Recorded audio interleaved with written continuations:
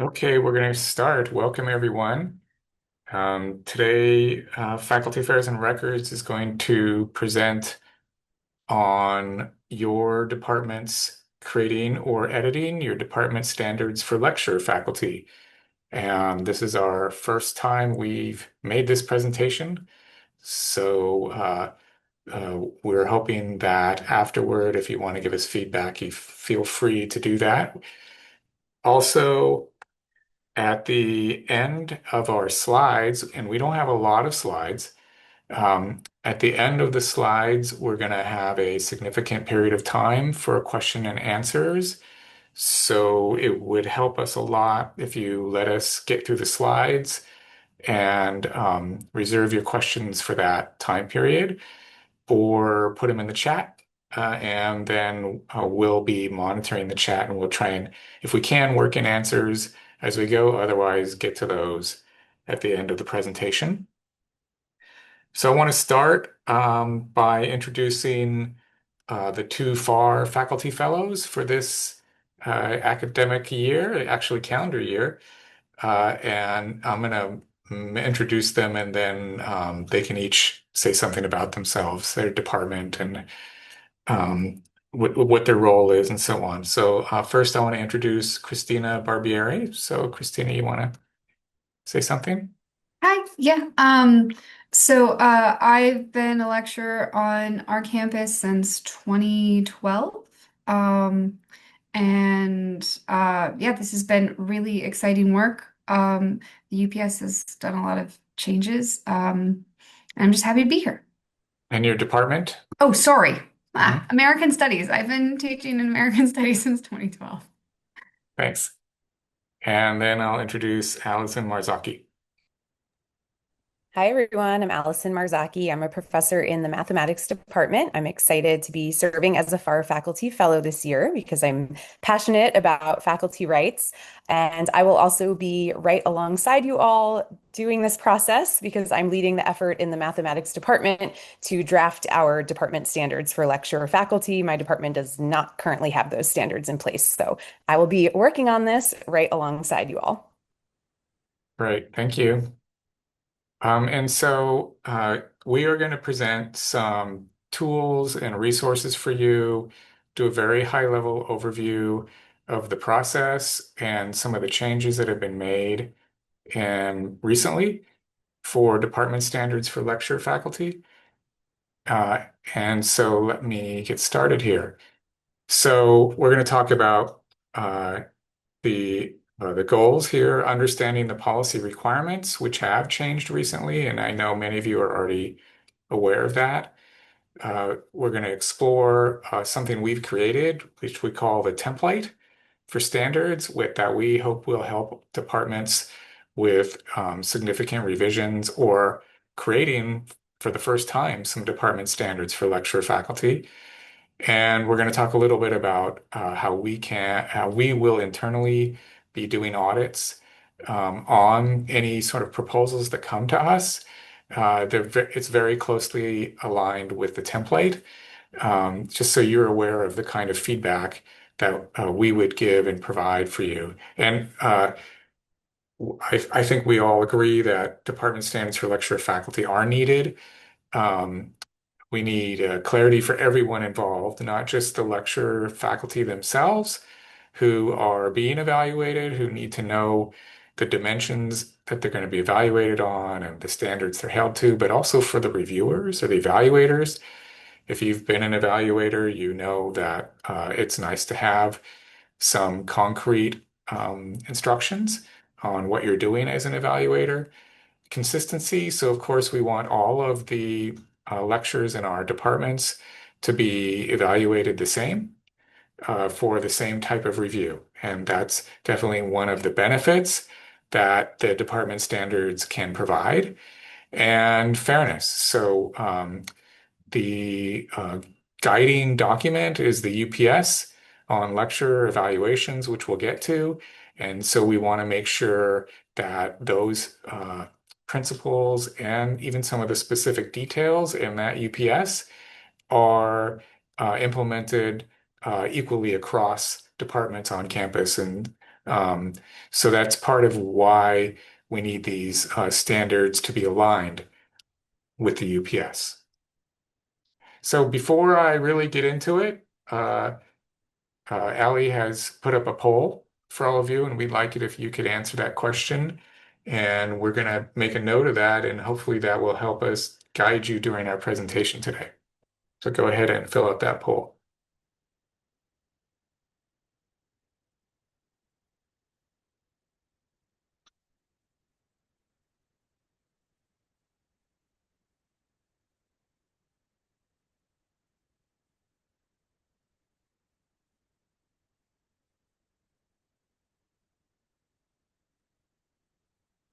I'm watching the numbers come in. It looks like it's still changing.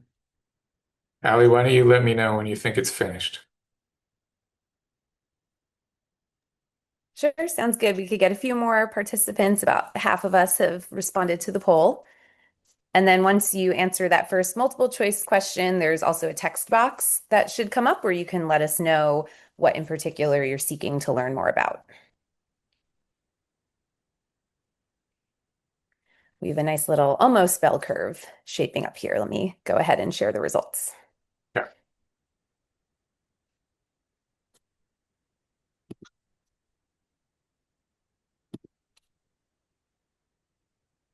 And if you didn't have a moment to answer that second question about what you're seeking to learn, you're welcome to type into the chat at any time.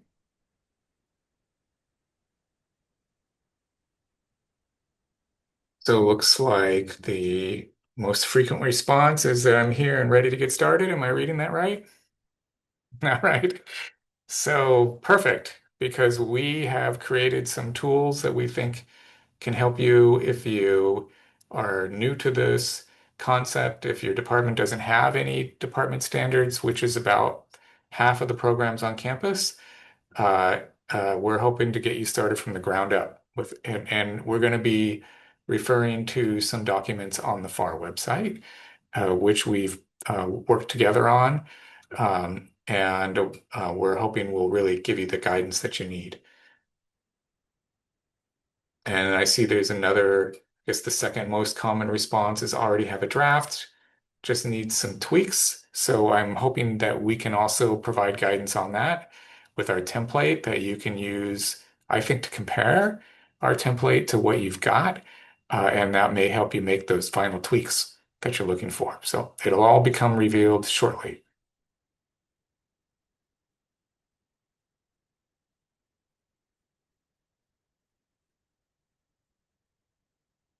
So the guiding document for the DSLF is UPS 210070, and that contains the university-wide requirements for lecture evaluation. Uh, this is the generic set of standards that are applied to all lecture evaluations. We have anywhere from 800 to 1,000 evaluations that are run each academic year, most of them in the spring. It has some core principles that guide it, which include equity, and you'll see that when you review our template. Uh, Fairness has transparency, so we're trying to provide information to lecturers under review so that they're aware of how they're going to be evaluated. They know ahead of time so they can prepare thoughtful and informative evaluation portfolios. And as I already mentioned, the consistency. So there's quite a bit of detail in UPS 210070 on different types of reviews and for those different types of reviews, there's certain things that are being looked for in the evaluation by the evaluators. If we layer onto this the department standards are your opportunity to add extra detail, extra information that's discipline specific, or that represents kind of a philosophical or pedagogical direction that your department is going in, as long as it's consistent with UPS 210070. And this applies to all lecture faculty. So most lecture faculty on campus are of the instructional type, so they're actually teaching classes, but that's not true for everyone. Um, For example, the counselors on campus who work in CAPS are not mostly not teaching, nor are the librarian lecture faculty. They may be referred to as lecture faculty, but they're doing other tasks that are library related. And this document also applies to them. You may also have instructional faculty who have non-instructional assignments in their job duties, and that's also covered in UPS 210070. And you'll see in our template that if that's a regular thing in your department, it's a good idea to address that in your department standards. So there was a significant overhaul. I would call it an overhaul because it made significant changes to the policy back in December 2024. And these all went into effect almost immediately in the spring of 2025. So if you were an evaluator on, say, on your department peer review committee for lecturers, in spring 2025, you're already familiar with some of these changes that were made. And unfortunately, it meant that almost immediately, almost all of the department standards on campus were going to need some attention to be updated because of some of these significant changes. So let me go through these. Um, One of them was the elimination of the exceeds expectation rating. So prior to the new policy change, there were four overall ratings that were possible.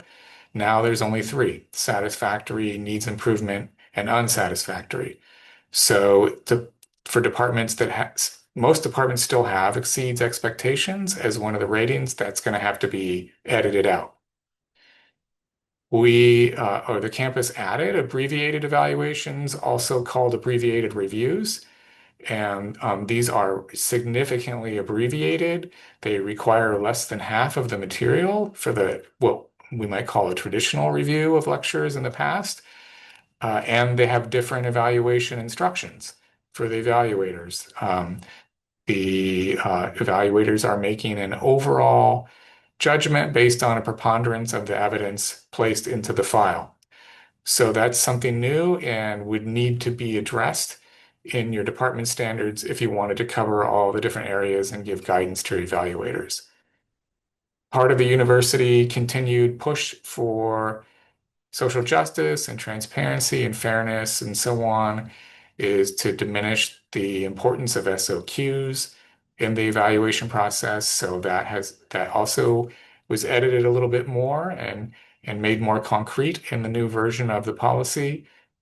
The fourth thing is it became more clear uh, for people putting together their evaluation portfolios that they just needed to have two examples of some criterion that they're going to be evaluated on, uh, so that to reduce the feeling that they needed to put in basically everything they'd ever done. They really just need the two examples, and we have a slide on that coming up.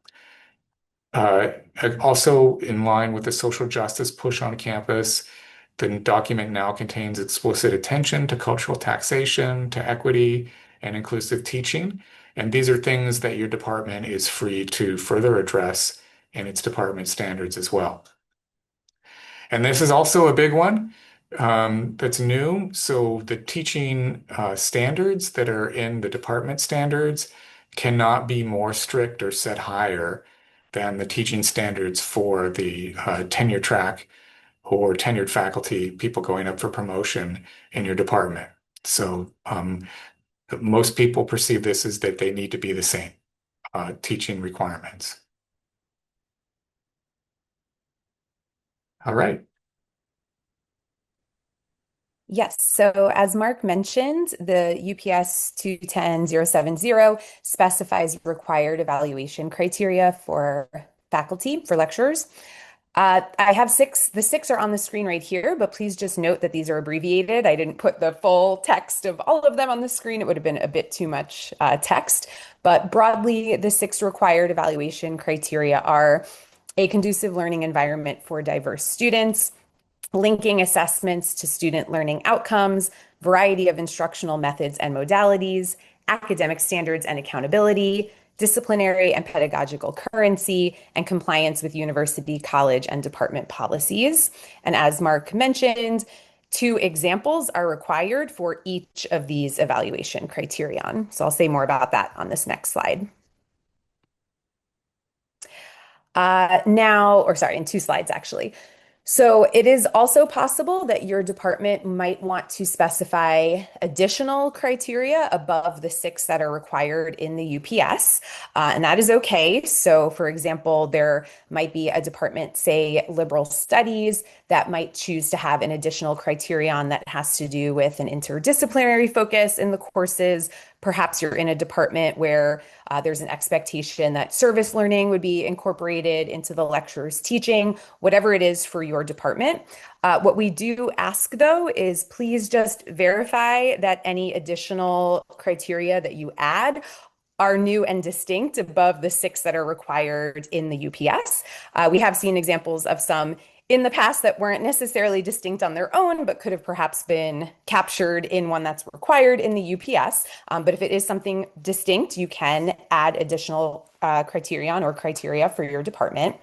And then just to note that if lecturers are exclusively assigned to teaching, then they shall only be assessed on teaching. So please do not add additional criteria that have to do with non-teaching responsibilities for teaching only lecturers. And then on the next slide, I'll say more about the criteria, examples, and evidence. So as we've been mentioning, it is required that there are a minimum of 2 examples per criterion. And so for each of those 6 that I named on 2 slides previously, there must be at least 2 examples for each. And then there are different types of evidence that can support each of those examples. So when we say evidence, we mean things like excerpts from the syllabus, or it could be excerpts from the lecturer's narrative summary.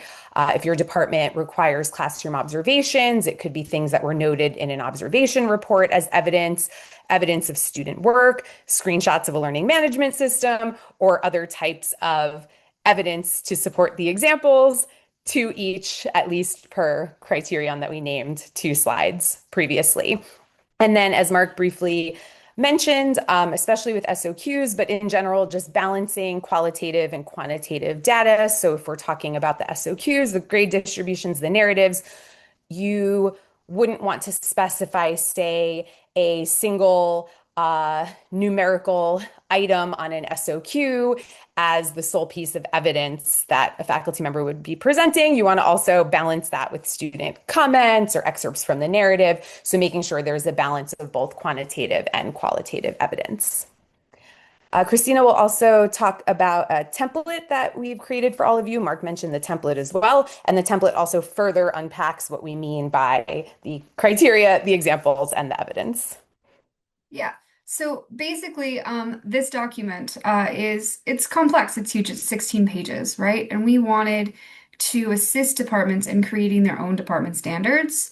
The idea was to give you guys a template where you could be walked through the UPS, and you could also literally copy and paste parts of the template and create your own department standards.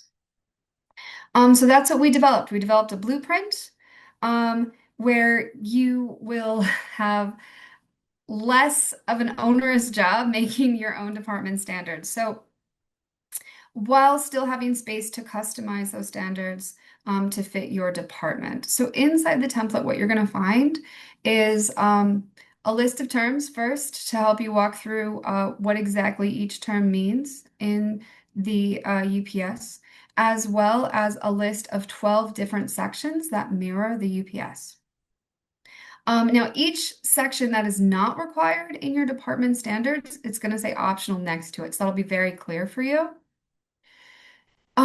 Additionally, what we did was we took exact language from not only this UPS 210070, but also UPS for diversity, equity, and inclusion, SOQs, and the UPS on classroom observation, so that you don't have to go scan those documents. You can actually lift those exact words from those UPSs, excuse me.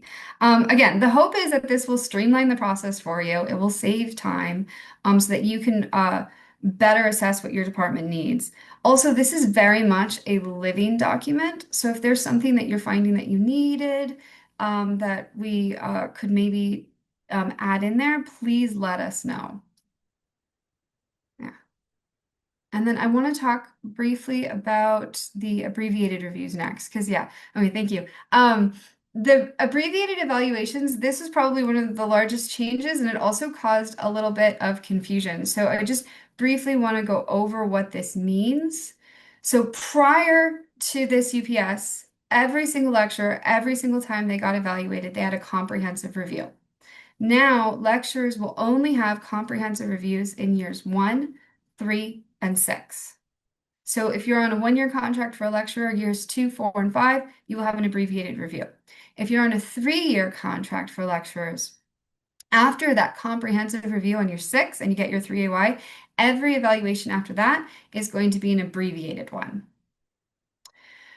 All right, so what this means for not only lecturers being evaluated, but also the committee members who will be doing the evaluations, is that the file in your interfolio is much smaller. So lecturers are going to be required to have an updated CV, a summary of assigned duties, a self-assessment narrative. This is the same as the old narrative in that it's a 1,500 word limit. A supplemental narrative, which is optional. They do not have to do a supplemental narrative. That's their choice. SOQs, and then grade distribution data. Now, for most of these documents, if lecturers need help, FAR will assist and help with them, but they're ultimately responsible for making sure that they're in their interfolio. Now, the um, the evaluation ratings are the same as we already mentioned. So at the department level, it will be satisfactory, needs improvement, or unsatisfactory, and then at the dean's level, it will still be satisfactory or unsatisfactory. I'll turn it back to you, Mark. Okay, so let me briefly go over the process of how you get your DSLF either edited or created for the first time. Um, the step one, which we recommend, and I know if your department's working on them, you've already done this, is to go over UPS 210070, since that's the guiding document for the campus. Um, Ideally, you would use our template for support. We don't want you to have to hunt around and find things. As Christina said, we've already copied over some language from other relevant policies into our template. So you could, if your department wanted to, you could literally copy and paste that language in. Uh, Now we're, running up against this week, so I know if your department's working on it, you may already be aware the policy deadline of October 31, which is built designed to get the proposals to your college level review committee, the CPSRC, um, in a timely fashion so that they have time to review it. Um, Let me know if you are not going to make that October 31 deadline. You can email me or call me. And then sometimes I've been able to work with the chair of that college level committee and with the dean to see if we can, have a slightly altered timeline. But the goal will be to get everything on track so that it finishes on the normal timeline. Your college level committee will have to approve. They may want to work with you to make changes. So that would usually come with your DPC chair or your department chair, who would be involved in communicating with the CPSRC to make those changes. The dean doesn't need to be involved at that point. After the CPSRC does their review and approval, then it would go to the dean, and the dean can request changes to it. Many deans will not, because by that time, hopefully, if you've done a thorough job and consulted and so on, then it's in pretty good shape.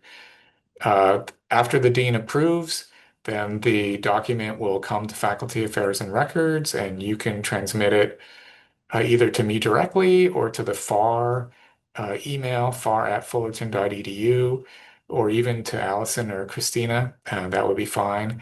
And then FAR will do a review of the document because our goal is to prepare it so that the provost will approve it. So we'll take a look at it and we'll let you know if there's something in there that we think will cause concern for the provost. And if there is, then we'll work with you to try and get those changes made. Um, and then after that process takes place, then we'll transmit it to the provost by May 1st. So this is a very long process.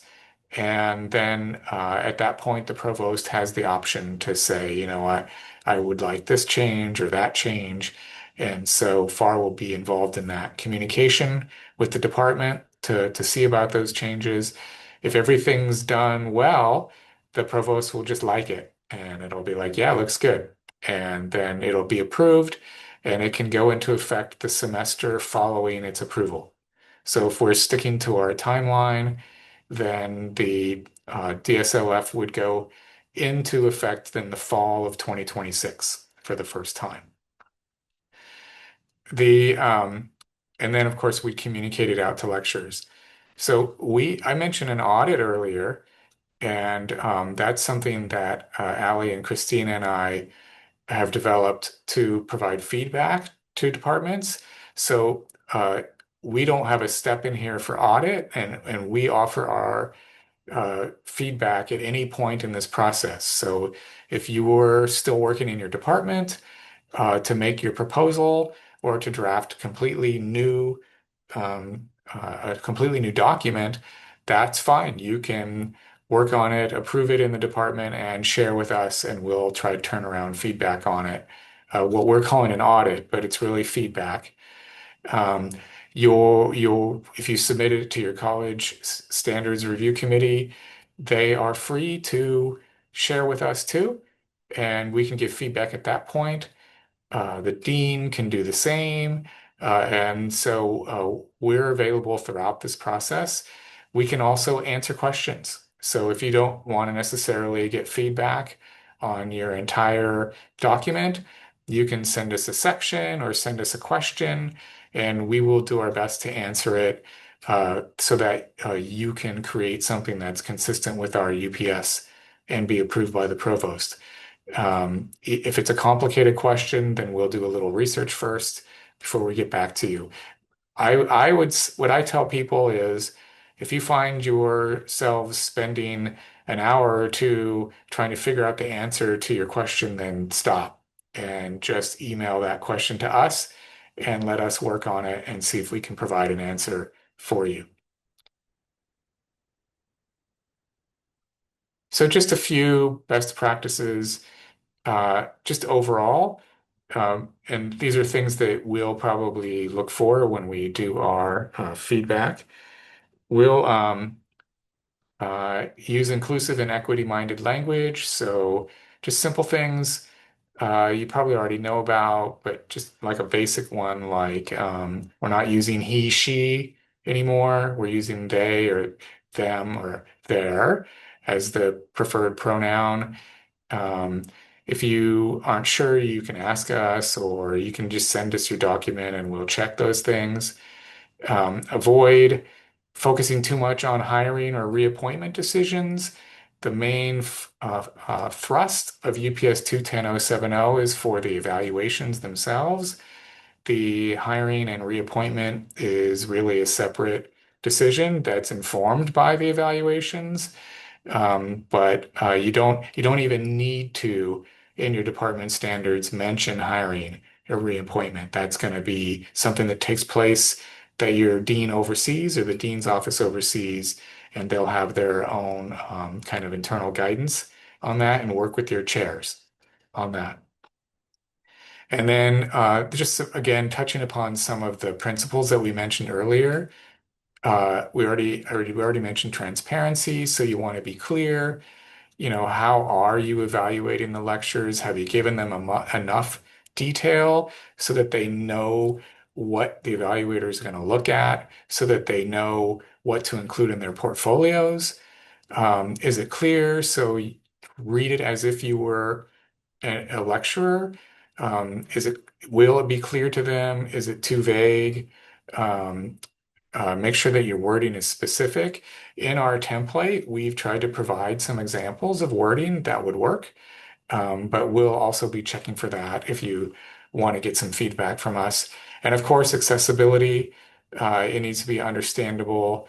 And we also going forward, you may or may not know that there's a big April due date for all posted documents on campus websites to be accessible per ADA guidelines. And so please be forward thinking for that because we are going to be posting your approved standards on the Faculty Affairs and Records website. And I know there's that the Academic Technology Center, the ATC, has some good resources for the accessibility part if you get stuck on that. Okay, so that is the thrust of our presentation. Um, we on the FAR website, we have a page on the DSLF. It's easy to find. If you go to the FAR website and you go under evaluations, there's a under the pull-down menu, there's an option for department standards for lecture faculty. And on that page, we have a link to the template. We have a one-page guide to the abbreviated reviews, which seems to be really helpful. So please go check that out if you're responsible in your department for working on this. But so you're going to need to do that. But since we're all here and we allocated plenty of time, we want to be able to answer your questions. So I'm going to stop the slides.